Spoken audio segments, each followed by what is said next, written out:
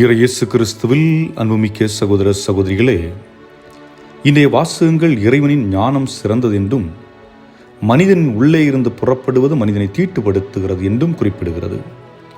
முதலாவது, இறைவனின் ஞானம். விவிலியத்தில் இறைவனிடம் ஞானத்தை கேட்டு பெற்றவர் என்றால் அது அரசர் சாலமோன். அவர் படித்தவரோ அல்லது தத்துவவியலாளரோ இல்லை, மாறாக ஒரு எளிய மகன் தன்னிடம் கொடுக்கப்பட்ட பணிக்கு உண்மையாக இருக்க வேண்டும் என்று ஆசைப்படுகிறார். அதற்கு தன்னிடம் உள்ள அறிவு போதுமானதாக இல்லை. ஆகவே இறைவன் உனக்கு என்ன வரம் வேண்டும் என்று அவருடைய கனவில் கேட்டபொழுது எனக்கு ஞானம் வேண்டும் என்று கேட்கிறார். இதில் விசேஷம் என்னவென்றால், தூரத்து நாட்டு அரசி சேபா என்பவர் இவரிடம் இருந்த ஞானத்தை பற்றியும் செல்வத்தை பற்றியும் அறிகிறார். அன்றைக்கு தொலைத்தொடர்பு சாதனங்கள் இல்லை, இன்டர்நெட் வசதி இல்லை, யூடியூப், இன்ஸ்டாகிராம், ஃபேஸ்புக் போன்ற எந்த வசதியும் இல்லை. அப்படி இருந்தும் அரசர் சாலமோனின் ஞானம் பல நாடுகளுக்கு சென்றடைந்திருக்கிறது. அதற்கு காரணம் சாலமோனுக்கு இறைவனோடு இருந்த உறவு, அவர் மீது கொண்ட நம்பிக்கை. சாலமோன் ஞானத்தை கொடையாக பெற்றிருந்தாலும் அது இறை ஞானம். அப்படியென்றால் அந்த மக்களை வழிநடத்துவது கடவுளே. இந்த ஞானத்தை கேள்விகளால் பரிசோதனை செய்து பார்க்கிறார் அந்த அரசி சேபா. ஞானமே வெற்றி பெறுகிறது. இந்த வாசகம் எதை குறிப்பிடுகிறது என்றால், ஆட்சி செய்பவர்கள், அதாவது திருத்தந்தை, ஆயர்கள், பொறுப்புகளில் இருப்பவர்கள், நம்முடைய பங்குகளிலே பொறுப்புகளில் இருப்பவர்கள், அதே போன்று மறை மாவட்டத்திலே பொறுப்புகளில் இருப்பவர்கள், அரசியல்வாதிகள், தொழிலதிபர்கள், இவர்கள் இறைவனிடம் கேட்க வேண்டிய சொத்து எதுவென்றால் ஞானம்.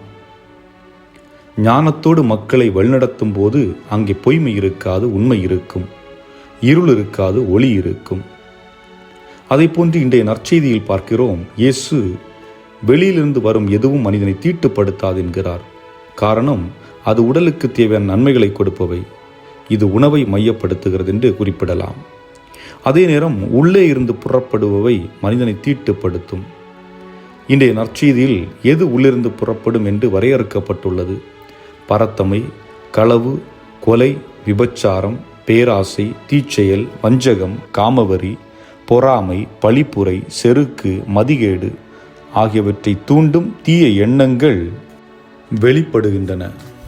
இதில் பொய் எதுவும் இல்லை. நமது கண்கள் ஒரு செயலையோ ஒரு பொருளையோ பார்க்கிறது. பார்த்தவுடன் அந்த பதிவை மூளைக்கு எடுத்துச் செல்லுகிறது. மூளை அதை பெறுவதற்கோ அல்லது செய்வதற்கோ ஆசைப்படுகிறது. இந்த ஆசை அதிகரிக்கப்படும் பொழுது நாம் இப்போது வாசிக்க கேட்ட ஏதாவது ஒன்றில் நம்மை வீழ்த்தி விடுகிறது.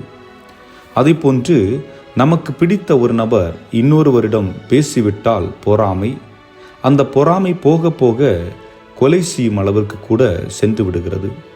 இதுபோன்று இன்னும் பல சொல்லிக்கொண்டே போகலாம். ஆக ஒரு மனிதனை தீட்டுப்படுத்துவது என்பது தனது எண்ணங்கள், சிந்தனைகள் இவைகளிலிருந்து புறப்படுகின்றவை. என்னுடைய எண்ணங்களும் சிந்தனைகளும் தூய்மையாக இருந்தால் அவை என்னை தீட்டுப்படுத்தாது. சாலமோன் அரசரின் எண்ணங்கள் தூய்மையாக, உண்மையாக இருந்தது. என் மக்கள் நன்றாக வாழ வேண்டும், அவர்கள் ஒழுக்கத்துடன் வாழ வேண்டும், தூய்மையுடன் வாழ வேண்டும், நல்லது என்று நல்லது எண்ணினார். நல்லதையே நடந்தது, நல்லதை தேர்ந்து கொண்டார். சிந்தித்து பார்ப்போம். என் வாழ்வில் என்னுடைய உள்ளத்திலிருந்து புறப்படுபவை எவை? காழ்ப்புணர்ச்சியா, பொறாமையா, இன்னும் பல நாம் வாசிக்க கேட்ட அந்த வார்த்தைகளில் ஏது இருக்கிறது என்று நாம் சற்று சிந்தித்து அலசி ஆராய்ந்து பார்க்க வேண்டும்.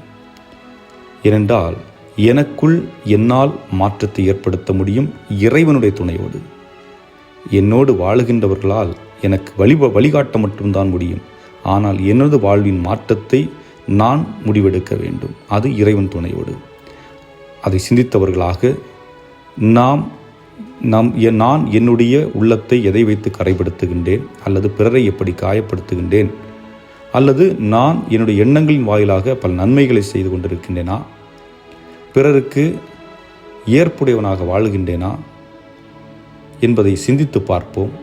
இறைவன் உங்களை நிறைவாக ஆசீர்வதிப்பாராக. ஆமீன்.